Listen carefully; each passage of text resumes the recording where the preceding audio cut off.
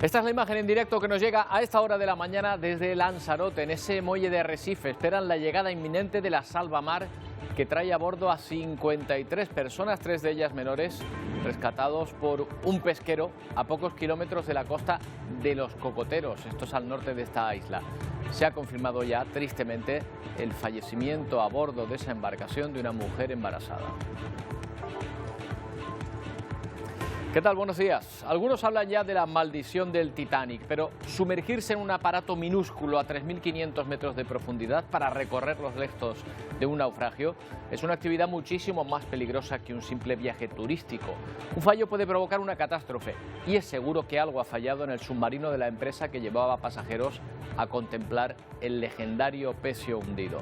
La cuenta atrás para encontrarlo termina la mañana del jueves. El oxígeno disponible no les daría para más.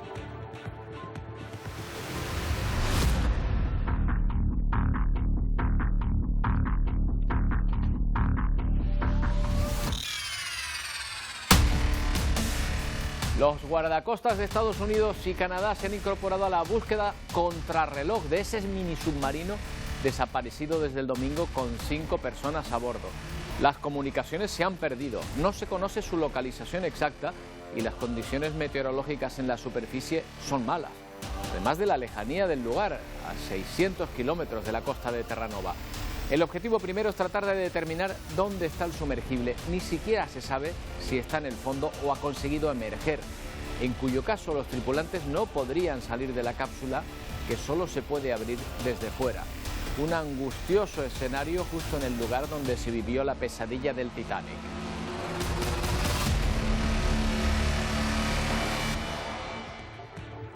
Naciones Unidas conmemora hoy el Día del Refugiado, un fenómeno que aumenta cada año ante la presión que ejercen las guerras y la miseria en millones de personas desplazadas de sus lugares de residencia. La precariedad en los que muchos intentan entrar en Europa ha provocado un naufragio en las costas griegas, donde aún se buscan los cuerpos de cientos de personas que podrían viajar a bordo. De los otros desplazados, de los que huyen del cambio climático, trata el documental Mariposas Negras, del director canario David Baute. Aquí tienen algunas escenas. Es una producción en la que participa Televisión Canaria y está cosechando excelentes críticas. Lo veremos. Y a un día de entrar en el verano, en la península se encuentran con granizadas como esta, que cubrió ayer de blanco las calles de Logroño. Las tormentas y el granizo no son ajenos a esta estación, tampoco el calor, pero el termómetro va subiendo cada vez más en una escalada inexorable provocada por el cambio climático. Las previsiones para el próximo verano vuelven a marcar temperaturas más altas de lo normal. Luego les vamos a contar qué esperar de este verano a punto de comenzar. Y durante esta madrugada, Rusia ha atacado Kiev con una veintena de drones bomba de fabricación iraní. Las autoridades ucranianas han informado de que no se han producido heridos y que los drones han sido destruidos. El presidente Zelensky asegura que sus tropas no han perdido posiciones en la contraofensiva. El mando militar ucraniano busca agotar las fuerzas rusas rompiendo sus defensas. Así recargan los obuses norteamericanos los soldados ucranianos. Esta unidad dispara varias rondas de artillería en el frente oriental. Este militar explica que ambos bandos se han vuelto más activos en los últimos días en los bosques del norte de Donbass, pero mantienen en secreto sus próximas operaciones. El presidente Zelensky declara que no han perdido posiciones en su contraofensiva contra las tropas rusas, mientras que las fuerzas enemigas solo han sufrido pérdidas, como por ejemplo la octava aldea del sureste recuperada por las tropas ucranianas y que era uno de los baluartes de Rusia. Del otro bando, esta madrugada, Rusia lanzó un ataque aéreo con drones en Kiev.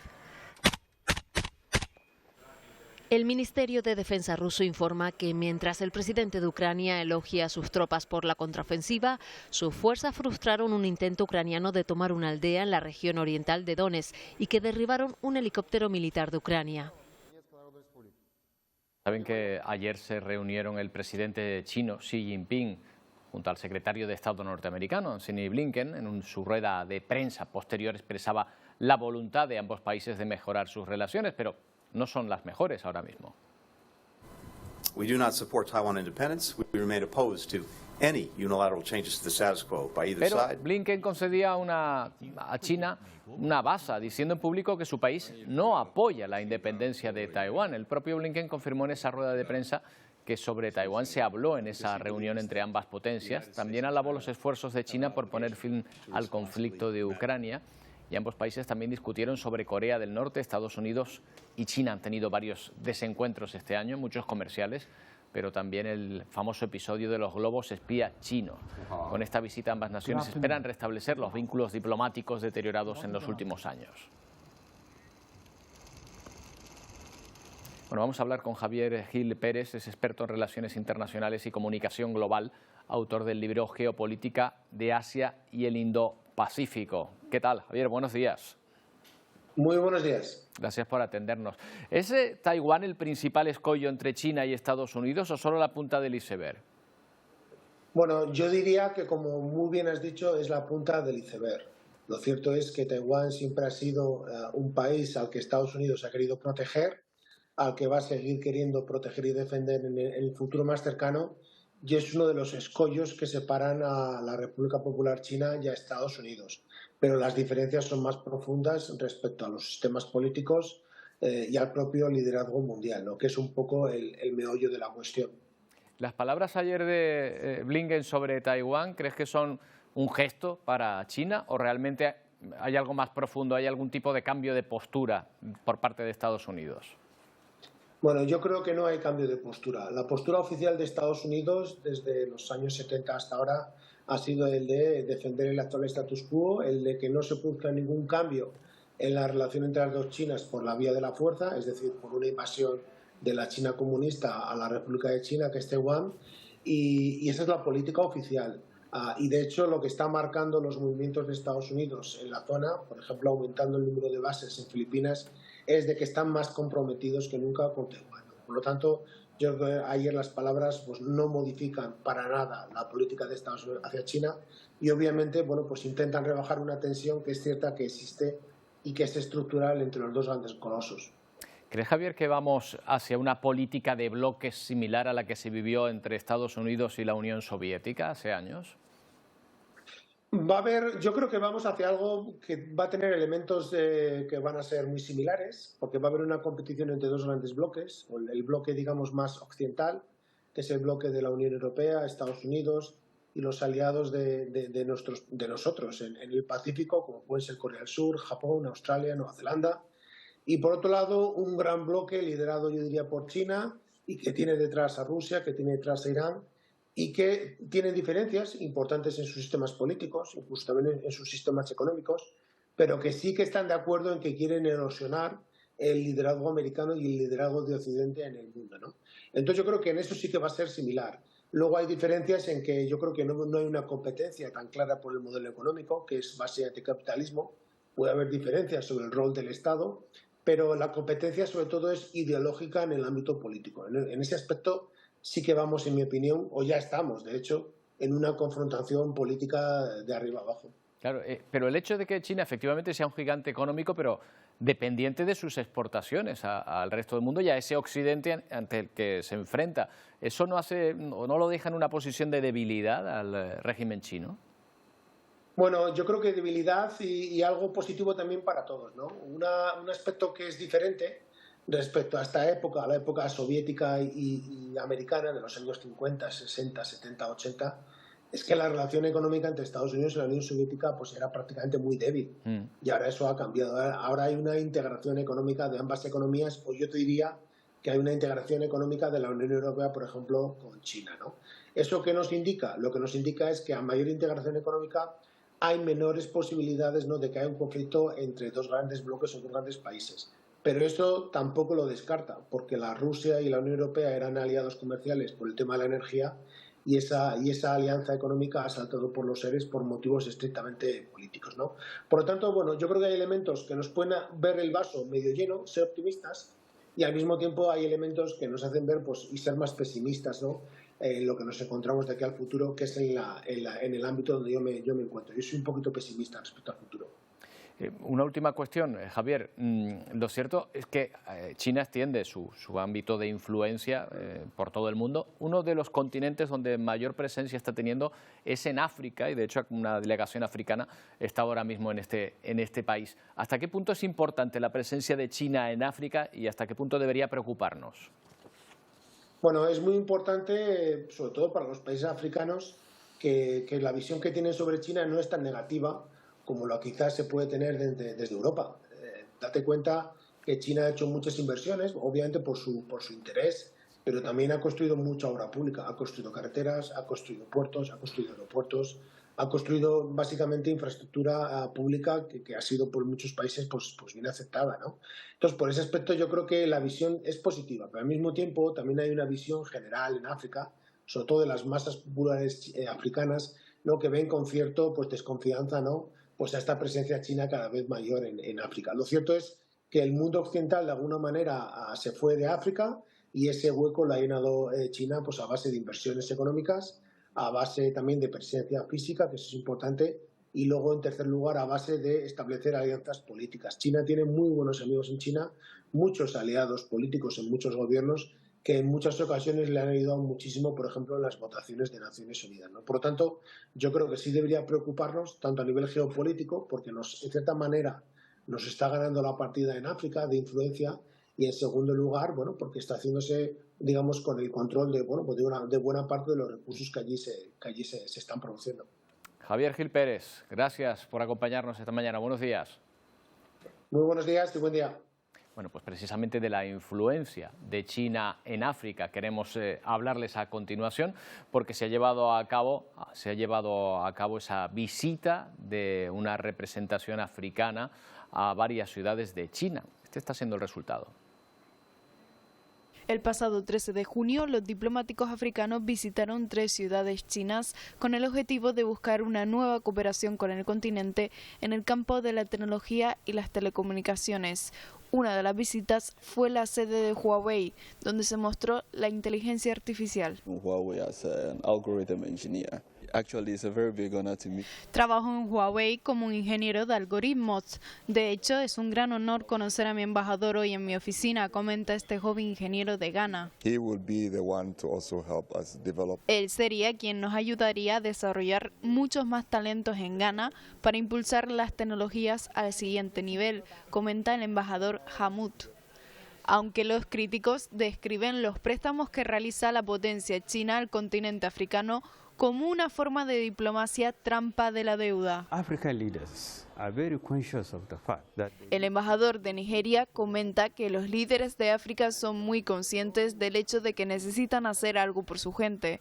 Los préstamos concesionales fueron un largo periodo de moratoria ofrecida por China y son más beneficiosos para sus respectivos pueblos y países que las estrictas regulaciones exigidas por el Banco Mundial. No es una trampa de la deuda porque todos sabían a lo que se estaban apuntando.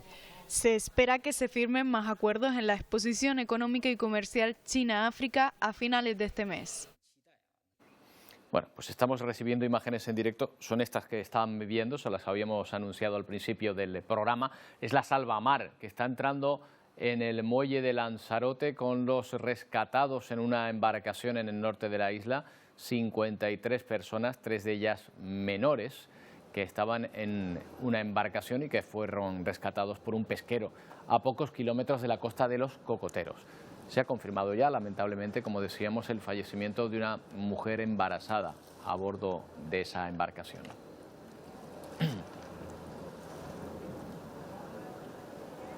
Bueno, y destacamos estas cifras que van a ver impresa: 19.808 personas. Es el número de personas fallecidas por un incidente con un arma, que han sido muertas en un tiroteo. Y esto no ha ocurrido en ningún país en conflicto. Es el número de fallecidos solo el año pasado en un país en paz, en Estados Unidos. Los datos los ha dado una de las asociaciones que se dedica a recopilar los incidentes con armas de fuego. De estos casi 20.000 fallecidos, 827 tenían menos de 17 años. Además, habría que sumar cerca de 17.000 personas heridas por armas de fuego. El año pasado en ese país hubo 311 tiroteos masivos. Esto es casi un tiroteo cada día. Por masivo se entiende un tiroteo en el que hubo 4 o más víctimas heridas o fallecidas. O sea que incluso podría haber más tiroteos con menos personas. Estados Unidos tiene menos del 5% de la población mundial y tienen en su territorio el 46% de las víctimas con armas de fuego. Bueno, un dato para reflexionar sobre la tenencia de armas en este país, pero no es el único con una violencia que nos impresiona. En Honduras se encienden también las alarmas por los casos de violencia de género. 7 mujeres han sido asesinadas en menos de 72 horas por sus parejas o exparejas, entre ellas varias menores de edad. En este país hay una sensación de impunidad y que se investigan poco adecuadamente este tipo de violencia en un país en que una mujer es asesinada cada 21 horas. El panorama, no obstante, no es nuevo. Desde 2021, el Observatorio de Igualdad de Género de América Latina lo sitúa como el país con la mayor tasa de feminicidios en la región. Tenemos instrucciones precisas de la señora Presidenta de la República para que trabajemos con todos los entes de investigación a nivel nacional, con toda la policía, para poder seguir disminuyendo pues, los femicidios a nivel nacional. El accionar legal es de verdad una miseria, es como un insulto para las mujeres.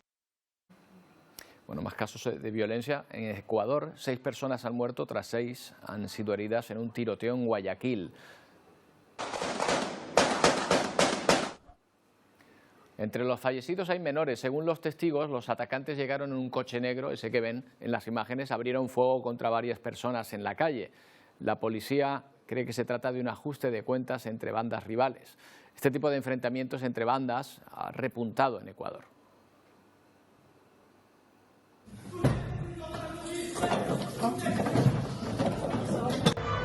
Bueno, y nos encontramos otro tiroteo más en Brasil, en un colegio donde una alumna ha fallecido y otra ha resultado herida. El agresor es un antiguo estudiante de 21 años. Según la policía militar, llegó a la escuela para solicitar unos documentos y comenzó a disparar sin motivo aparente. Ya ha sido detenido. El presidente Lula da Silva ha condenado los hechos y el gobernador de Paraná, donde se ha producido, ha decretado 3 días de luto.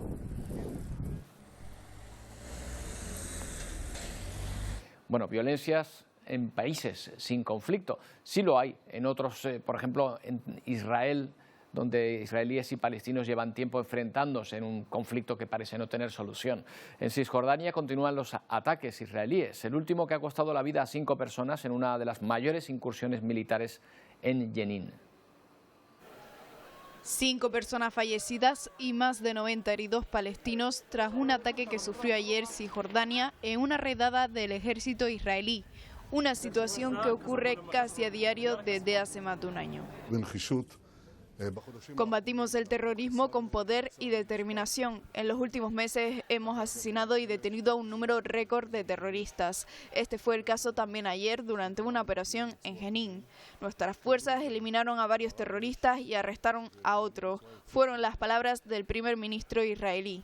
Varios periodistas palestinos que cubrían el conflicto se quedaron atrapados tras las explosiones que se produjeron ayer. La mayoría de los países considera ilegales los asentamientos judíos construidos en tierras que Israel ocupó en la Guerra de Oriente Medio en 1967. Su expansión ha sido uno de los temas más polémicos en la comunidad internacional. El secretario general de las Naciones Unidas, Farhan Haq, comentó que estaba de acuerdo con las opiniones de su coordinador y que estaba profundamente preocupado por los acontecimientos de ayer en Jenin tras una operación de las fuerzas de seguridad israelíes. Tras la violenta redada de ayer, los palestinos entierran a sus muertos y las tropas israelíes retiran sus vehículos dañados. Aquí en nuestro país ya son 4 los detenidos por apalear a una persona en Laredo, en Cantabria. 3 hombres y una mujer que utilizaron barras de hierro para golpear a un hombre que estaba en un centro comercial. Van surgiendo datos sobre este suceso. Por ejemplo, el hombre al parecer no estaba trabajando en ese momento en ese centro comercial. Sabemos que tiene 63 años y que está ingresado por las heridas recibidas. De los 4 detenidos, 3 han pasado a prisión provisional. La mujer arrestada, que aparece también en las imágenes, está en libertad provisional. La jueza ha confirmado que había un conflicto entre los agresores y su víctima que se encontraron el día de los hechos.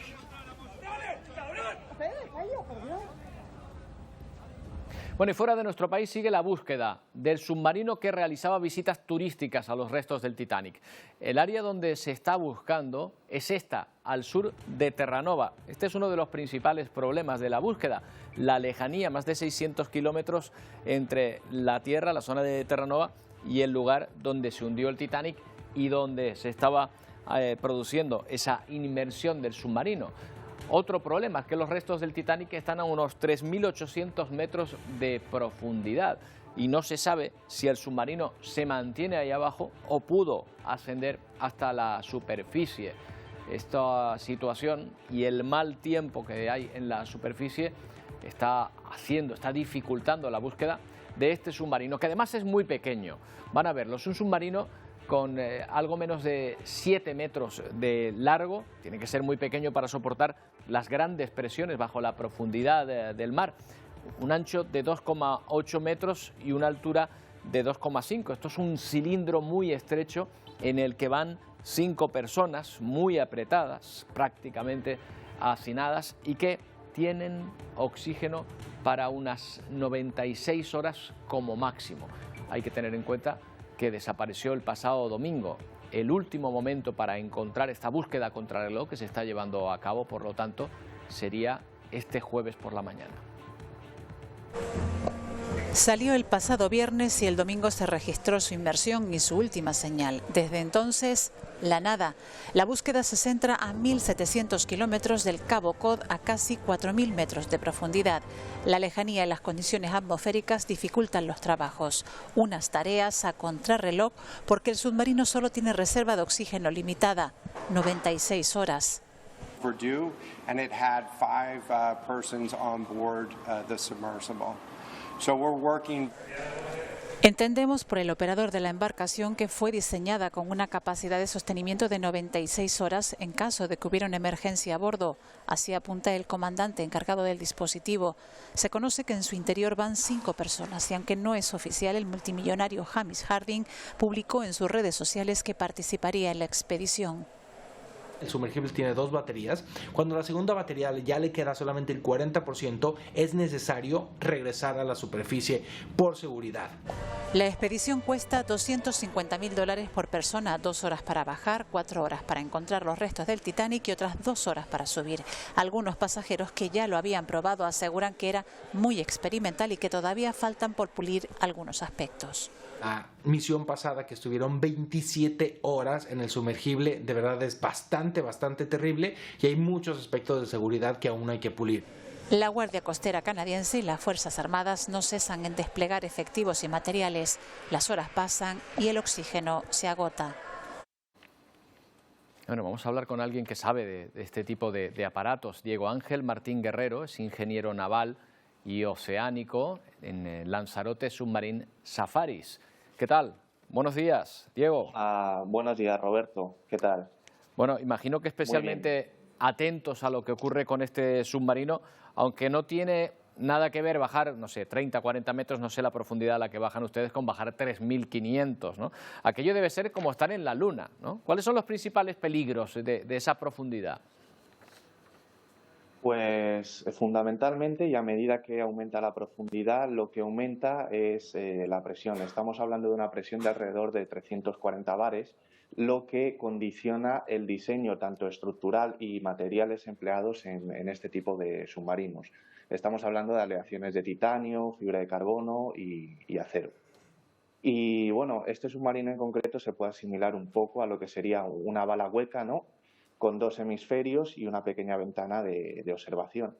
Y el modo de operación es similar al de un ascensor, ¿no?, lastrado y subir y bajar. Claro, es que al final la presión a la que tiene que estar sometido es tanta que el diseño se condiciona por eso. Es decir, por eso solo hay una pequeña ventanita por la que mirar y por eso el espacio que tiene dentro es muy escaso. Lo estábamos viendo, es casi claustrofóbico, ¿no? Así es, el tamaño del submarino como tal es reducido, la ventana es reducida y todo esto tiene el objeto de reducir el gradiente de presión y mejorar esa distribución de presiones que, como he comentado, son muy elevadas a esas profundidades de unos 3.800 metros de operación. Claro, el hecho de que comentabas que funcione como un ascensor quiere decir que depende prácticamente en su totalidad del equipo de fuera, que lo manejen, que lo hicen y que lo sumerjan desde fuera, ¿no? Sí, los submarinos tienen diferentes modos de operación, pero básicamente, o lo más básico es el lastre, que son unos tanques inundables que se llenan o bien de aire cuando se quiere poner al submarino en superficie y en flotación, o se lastran con agua para permitir, pues eso, la inmersión. Diego, sabemos que las condiciones en la superficie ahora no son buenas.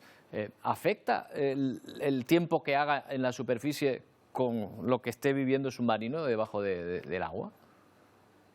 Pues aquí te diría, el submarino como tal no se está viendo afectado por las condiciones meteorológicas en la superficie. Al fin y al cabo, pues se están dando únicamente ahí. Lo que sí se puede condicionar o dificultar notablemente son esas condiciones de búsqueda del submarino debido, pues eso, al mal tiempo que se está indicando que hay estos días allí. Claro, una de las medidas de seguridad del submarino sabemos que es subir a la superficie, soltar lastres si hay algún problema. Yo no sé si a esas profundidades o en medio del mar es posible encontrarse algún aparejo o algo que retenga al aparato en esa subida. Ya entramos en el terreno de las hipótesis, Diego, ¿eh? Sí, así es, Roberto. Ahora mismo no sabemos nada de lo que ha podido suceder, es todo hipotético.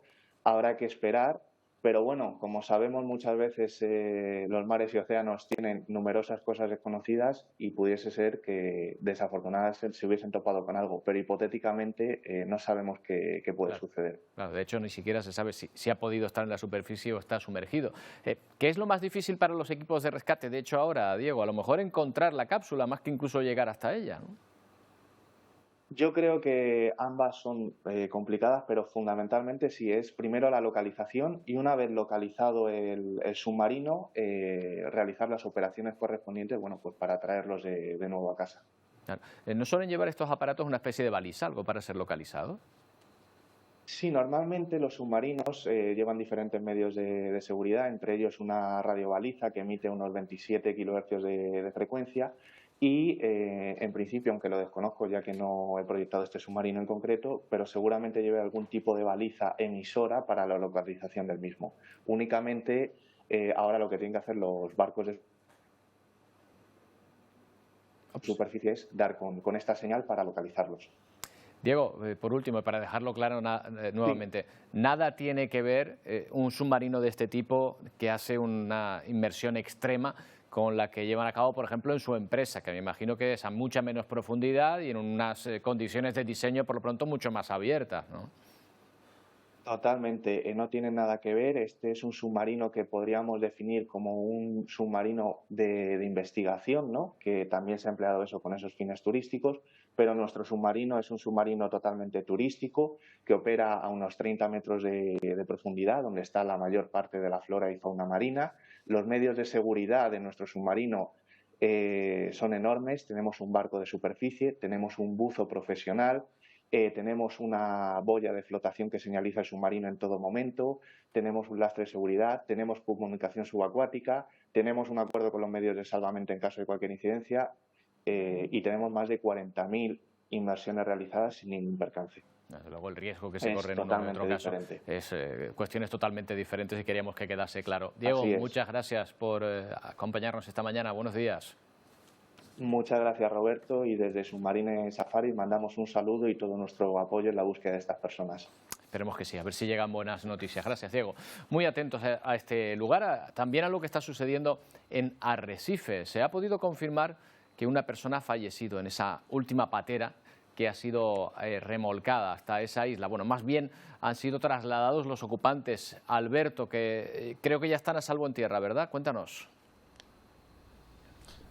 Así es, Roberto, hace unos 15 minutos llegaban a este antiguo muelle comercial de Arrecife los integrantes de una embarcación neumática, los 53 supervivientes, porque como tú dices, hay que lamentar, y van a ver la imagen en directo en este momento, la Salvamar Al Nair, como decía, tenemos que confirmar el fallecimiento de una mujer embarazada. Todos son de origen subsahariano, 53 personas que viajaban en esa neumática que ven en uno de los laterales de la Salvamar Al Nair. Ya han desembarcado todos en este antiguo muelle comercial de Arrecife. 53 personas que eran avistadas a las 9 de la mañana por un pesquero en la zona de Los Cocoteros, al noroeste de la isla de Lanzarote, a media milla de la costa, y que eran rescatados. Triste desenlace para los ocupantes o para la ocupante, una de las ocupantes. Hay que destacar también que entre los 53 personas viajan 7 mujeres y 3 menores, y si hacemos un total, en las últimas 24 horas han llegado a la isla de Lanzarote 3 embarcaciones con 157 supervivientes, y la triste noticia de esa mujer embarazada, que en estos momentos hemos visto cómo operarios de la policía judicial han estado tomando fotos porque el cuerpo se halla en esa neumática, donde ahora mismo también trabajadores de la Salvamar Al Nair pues están amarrando, y todavía no ha procedido el juez al levantamiento del cadáver de esta mujer embarazada, como decíamos, que llegaba hace unos 15 minutos esta embarcación al muelle de Arrecife, aquí en Lanzarote. Bueno, pues ahí está esa imagen. Gracias, Alberto. Lamentablemente no ha podido resistir la dureza del viaje esa persona que ha fallecido. Veían como otras eran trasladadas en silla de ruedas para ser atendidas después de ese tremendo viaje. Hacemos una pausa, no tardamos.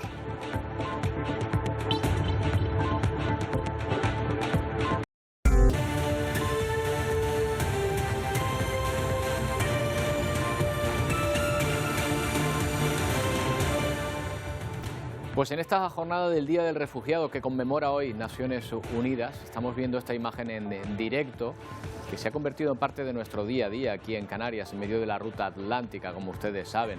Hemos visto cómo Salvamento Marítimo, hemos visto en directo, ha llegado a Arrecife con 53 personas a bordo, rescatadas al norte de Lanzarote. La mala noticia es que una mujer embarazada ha fallecido en el viaje. Hemos visto a otras personas que eran atendidas, incluso trasladadas en silla de ruedas, a algunos de los servicios medicalizados que les trasladaban probablemente a un centro hospitalario. Es una ruta que conocemos bien, la que termina en Canarias, pero hay ejemplos parecidos en todo el mundo. Por ejemplo, ahí están los rohingyas, un pueblo musulmán que en 2017 huyó de la represión militar de Myanmar. Huyeron de Bangladesh, unas 750.000 personas que desde entonces viven hacinados en campamentos. Su historia no acabó aquí. En 2020 el gobierno de Bangladesh comenzó a trasladarlos a una isla remota donde padecen riesgos de tormentas e inundaciones. Su día a día ha empeorado cuando las agencias de ayuda internacional recortaron incluso las partidas de alimentos para estas personas que siguen aparentemente vagando sin rumbo.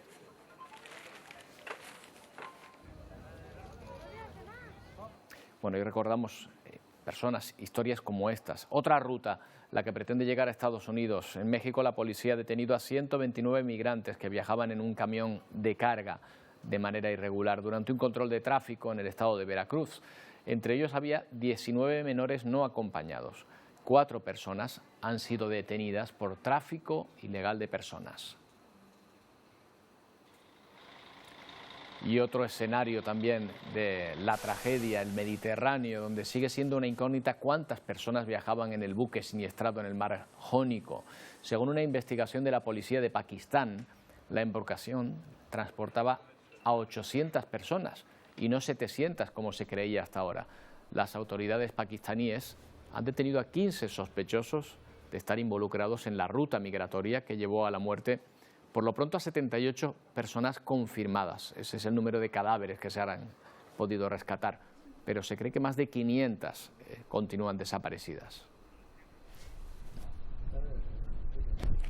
Bueno, para muchos el reto está en conseguir una oportunidad. Por ejemplo, en Estados Unidos, lograr un trabajo es la meta de muchos migrantes en el continente americano, pero en ese camino la falta de asesoramiento hace que ese sueño se torne en pesadilla. Ante la falta de permisos pueden ser expulsados y en muchos casos supone que no vuelvan a entrar nunca más al país. Oportunidad de trabajar. Como Jorge Riaño, miles de migrantes esperan la oportunidad de un trabajo en Estados Unidos. Lo que muchos no saben es que requiere solicitar un permiso especial. El Departamento de Seguridad Nacional advierte que si viola alguna de las condiciones se le podría expulsar o negar el reingreso al país. Aun cuando la persona pueda ser elegible para este permiso de trabajo, existe un periodo de tiempo que deberá esperar. Cuando se presenta un asilo de manera afirmativa, sin haber sido detenido por las autoridades y sin estar en un proceso en corte, el término de espera para ser elegible es de 1 año. Los servicios de ciudadanía e inmigración, o USCIS por sus siglas en inglés, otorgan dicho permiso y solicitan solicitarlo cuesta alrededor de $410. Estafadores, aprovechándose de la ingenuidad y necesidad de algunos, ofrecen dichos documentos en la calle, como cuenta este inmigrante que pidió reserva de su identidad. Están cobrando $60 por ese permiso. Sí, con que aplican eso para poder conseguir trabajo. El Departamento de Seguridad Nacional advierte que participar en fraude o declaraciones falsas o hacer mal uso de visas, permisos de inmigración y documentos de identidad puede generar una multa y o encarcelamiento por hasta 5 años. Bueno, pues en este Día Mundial del Refugiado tomamos conciencia de las dificultades de muchas personas, de muchos pueblos, a veces por la necesidad de emigrar. Entre esas cuestiones están las catástrofes naturales vinculadas al clima. Es un asunto que el cineasta tinerfeño David Bautier ya abordó en el año 2020 con Éxodo Climático, un documental galardonado con el premio Espiga Verde en el Festival de Cine de Valladolid, en la Seminci, y que ahora vuelve a retomar en la película de animación Mariposas Negras, que antes de su estreno ya está cosechando una enorme expectación en foros internacionales.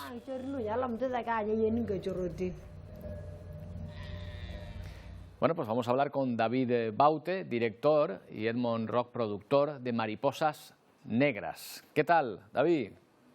Edmond, hola, Roberto, buenos días. Buenos días. Pues aprovechando además unos días que ha llegado Edmond Rock, que está con nosotros aquí en Tenerife, en el estudio de Tinglado Film con la película, y como bien decías, pues con muchas ganas ya en este proceso final de lo que ha sido todo un viaje de casi 8 o 9 años con esta película, desde que empezamos toda la parte de investigación y de desarrollo hasta que Edmond pudo unirse a este viaje y ya en un proceso casi final, o sea, a pocos meses ya de concluir la película, y bueno, como muy contentos con todo el proceso que se ha llevado, con la parte visual, los resultados que estamos viendo, y con ganas ya de poderlo presentar el próximo año a toda la gente aquí en Canarias también. Claro, David, Edmond, porque, a ver, las expectativas es que son muy buenas, porque la película creo que se estrena el año que viene, ya me corregirán ustedes si ha cambiado la fecha, pero ya, sin todavía terminarse del todo, ya está cosechando excelentes críticas. ¿Esto les añade más presión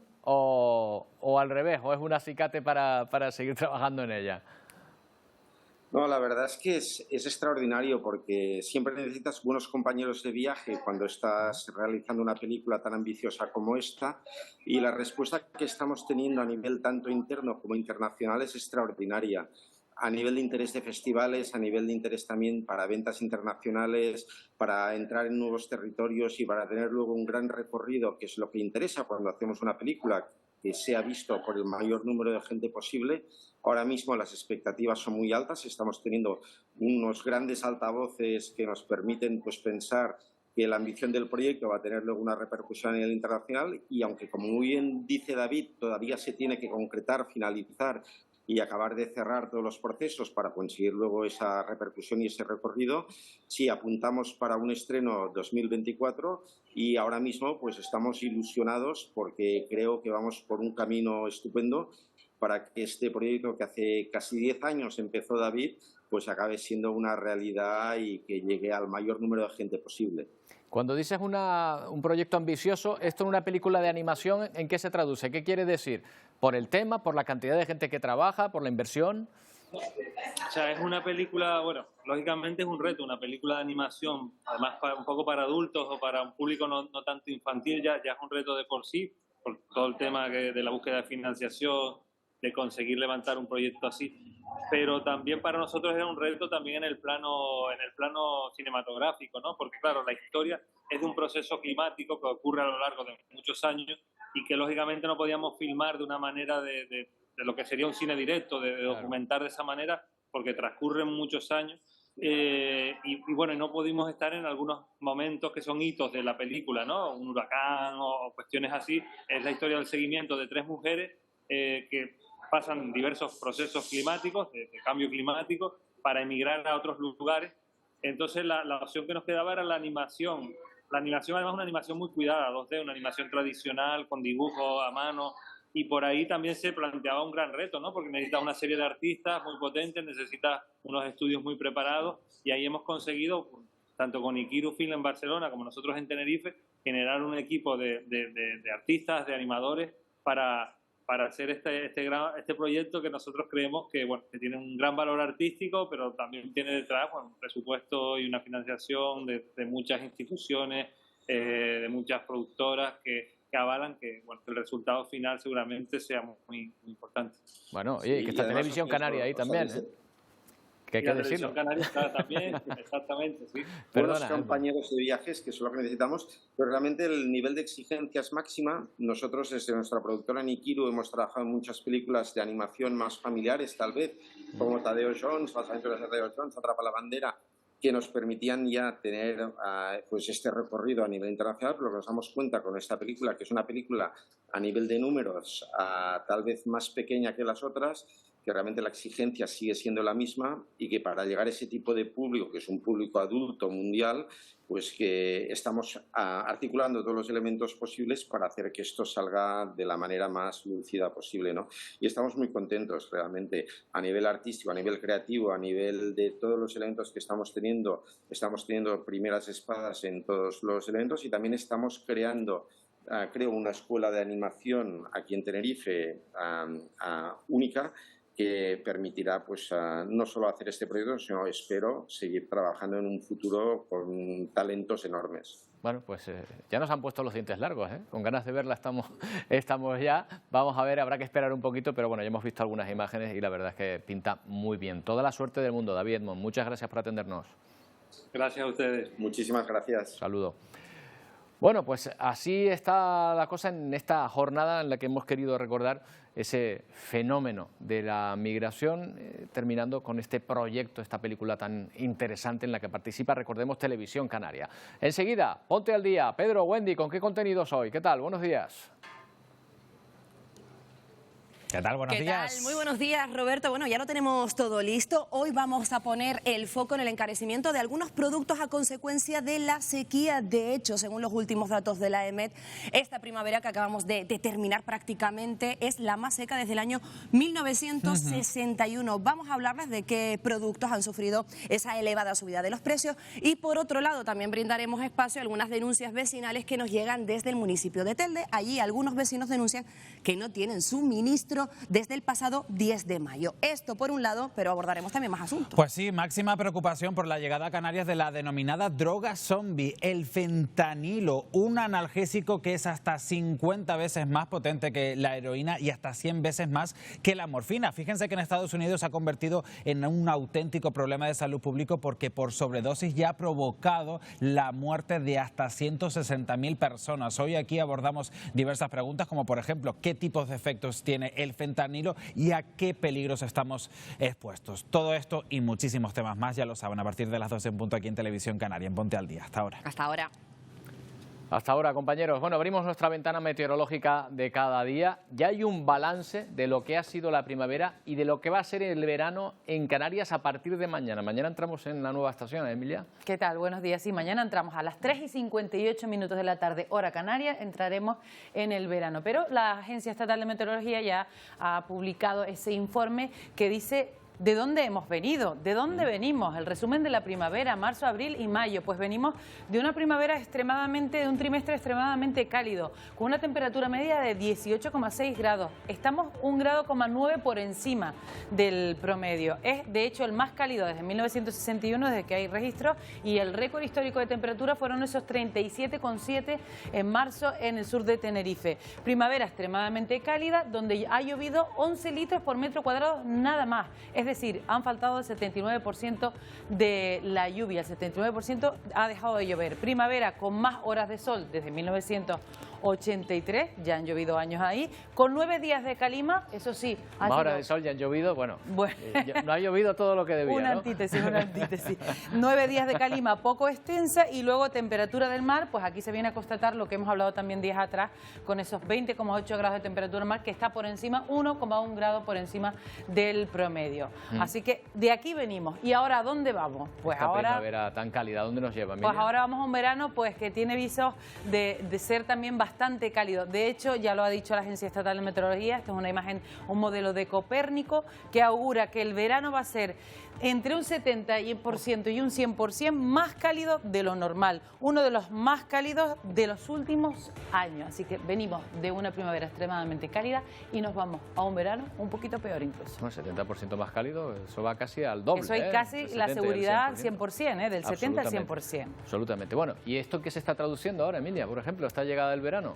Bueno, de momento nos vamos a ir con fenómenos tormentosos y con fenómenos extremos, que es lo que está ocurriendo en el mundo. Por ejemplo, este tornado en Florida, que sorprendía ayer a muchos de los usuarios de esta carretera. Un tornado importante que se veía desde muchos puntos. Hablábamos estos días también de esa nube embudo en Oklahoma. Bueno, pues este tornado en Miramar Beach pues ha causado también estragos.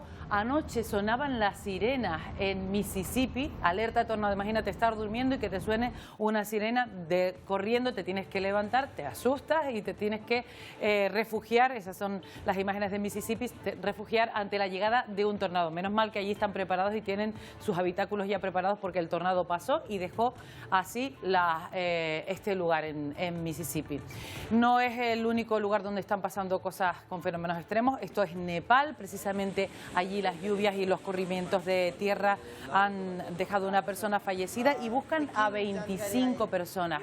Estaban trabajando en una fábrica hidroeléctrica en el río Ewa. Pues bueno, 16 de esos trabajadores han desaparecido y están buscándolos porque se cree que fueron arrastrados por esa tierra, por ese lodo y por esas inundaciones que han caído en muy poco espacio de tiempo. Eso es Nepal, y muy cerquita de Nepal, en la India, precisamente lo que ocurre es todo lo contrario, una ola de calor que ha matado a 170 personas. ¿Cómo es posible esto? Bueno, las temperaturas están entre 43 y 45 grados, se han mantenido a lo largo de muchos días, pero ¿qué pasa? Pues que tienen pocos recursos médicos para atender a toda esa población, los colegios han cerrado y la mayor parte de la población se está refugiando.